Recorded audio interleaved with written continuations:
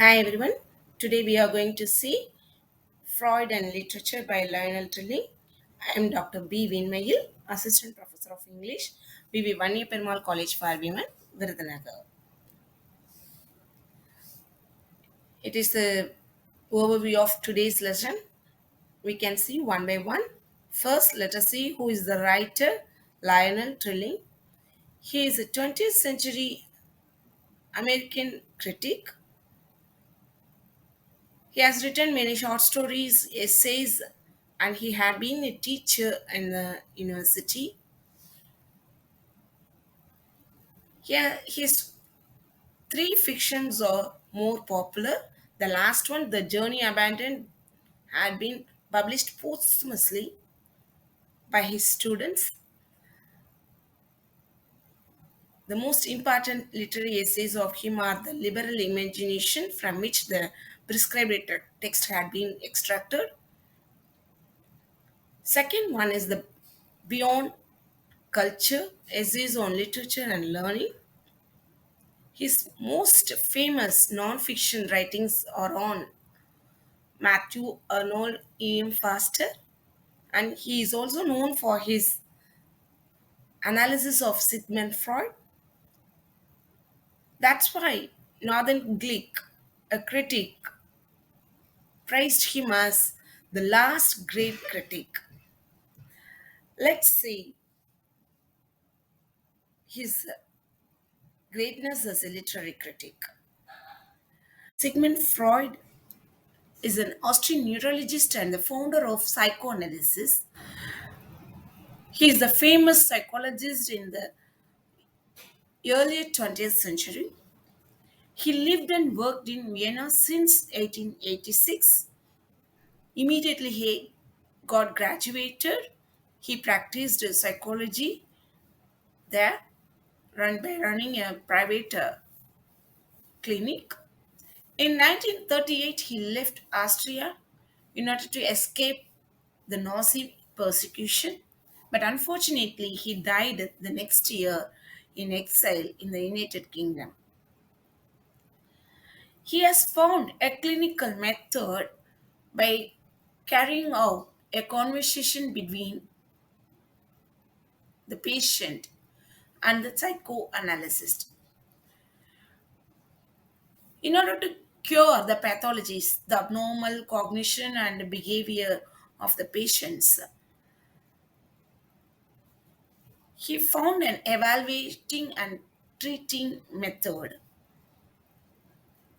This method deals with the psyche of the patient. He found the causes which are hidden in the psyche to cure the mental ailment. That is, by making conscious the unconscious. He got some insight of the reasons for the mental ailments of those patients. He found a therapy in which he wants to release the repressed emotions of the patient. Therefore, his therapeutic techniques, use of free association, and his discovery of transference are much used to probe into the psyche of human mind. The free association is associating oneself with our own past, and transference means the inheritance of father's opinion or mother's moral ethics, and the influence of parents' ideology on the child. That is, the child inherited the parents' ideology also. That is, if a child has an opinion about a person, means that is mainly because of the parents' opinion. Next, his famous theory, the theory of unconscious, which deals with the psychic structure. Later, this psychic structure is considered as the personality of human too.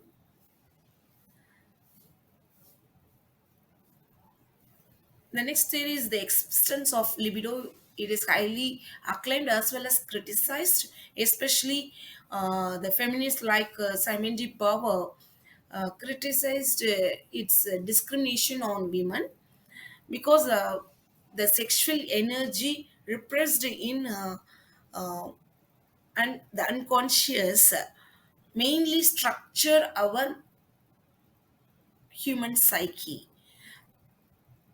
Therefore, this existence of libido with which the mental processes and structures are invested according to Freud. The next famous term related to Sigmund Freud is the Oedipus complex. It forms the central tenet for the psychoanalytical theory. Oedipus complex is a son's uh, love for a mother, which seems to be prenatal. In his famous work, The Interpretation of Dreams, Freud finds that dreams are the royal road to the unconscious. He considers dreams or forms of wish fulfillment. Therefore, the manifest content and the latent content, that is, the manifest content is nothing but the remembered narrative part of one's dream, whereas the latent content is the hidden desires, disturbances, issues one has. It forms the underlying meaning for a dream.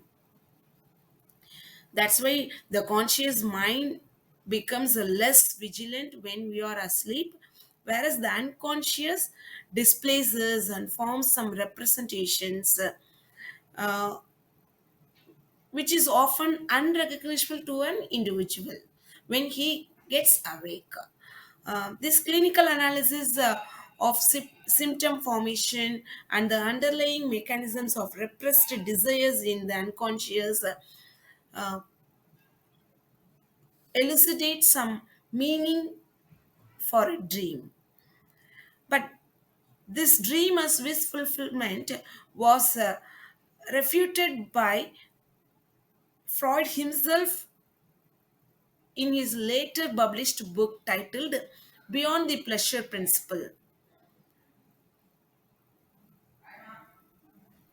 Next, we can see what is psychoanalytical theory.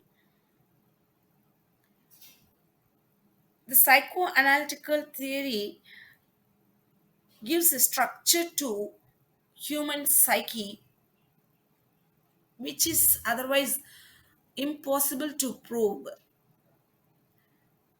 This contains three layers, that is, three levels: the conscious, preconscious, unconscious. This preconscious can also be called as subconscious. The first level is called, the conscious level is called ego, second, superego, thirdly, we have id. You could see the three layers are represented as an iceberg in this image. As as in the iceberg, the ego is visible to the person as well as the persons associated with him. The preconscious is the subconscious mind. If an individual tries to probe into it, recall it, or retrieve any memory, he could easily do it. Whereas the unconscious id is invisible to the individual as well as the others. Only the psychologist could probe into it by having conversation with him, by talking to his inner conscious. The first one, ego, serves as an executive mediator. Freud calls it as reality principles. It is full of thoughts and perception of the individual. It is highly rational. That's why it tries to gratify the id in all realistic ways. And secondly, we have the superego, the subconscious, which is filled with the internalized morals, ideals. That's why it can be called as the voice of moral conscience. It serves as the person's conscience. It develops mostly between the 4 to 5 years of one's life. It's full of memories and stored knowledge. That's why it could be retrieved easily by a person. That's why ego often verifies whatever it insists it to do. Next, we have that unconscious id. This is what unconscious psychic energy of an individual. Freud calls it as pleasure seeking principle because it contains the latent disturbances, unresolved issues, repressed trauma, fears, and urges, especially the libido, uh, which is called as the basic impulses. It tries to get gratified all its irrational feelings. So it seems to be highly impulsive. It always operates at the unconscious level. The next figure will easily elucidate you about the relationship between these three levels. When the it says I want, the ego just considers the voice, the moral voice of superego, which insists ego to stop gratifying the id. Therefore, we could see a tug of war between id and superego. The ego is the decision maker, the executive mediator, which tries to gratify it by planning it. That's why ego determines the personality of an individual, which could be seen by others too.